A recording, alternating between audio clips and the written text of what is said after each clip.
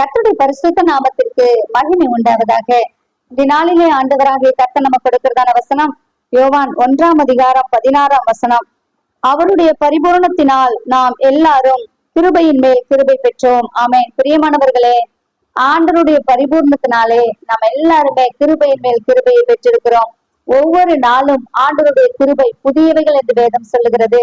ஆகவே இன்றைய நாளிலே, இன்னைக்கு பரிசுத்த ஓய்வு நாளின் ஜெப நாள், ஆண்டவரை நாம் ஒவ்வொருவரும் தேட வேண்டும். பிரியமானவர்களே, தேவாலயத்துக்கு செல்ல வேண்டும், ஆண்டவரை ஆராதிக்கணும், துதிக்கணும்.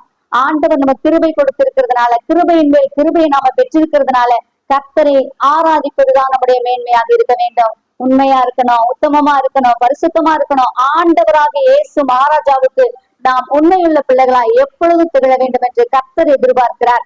ஆகவே கிருபையின் மேல் கிருபையை பெற்றிருக்கிற நாம் அவருடைய சித்தத்தின்படி இந்த நாள் பொழுது நாம் நடப்போம். கர்த்தர் நம்மை ஆசீர்வதித்து வழி நடத்துவாராக. ஆமென்.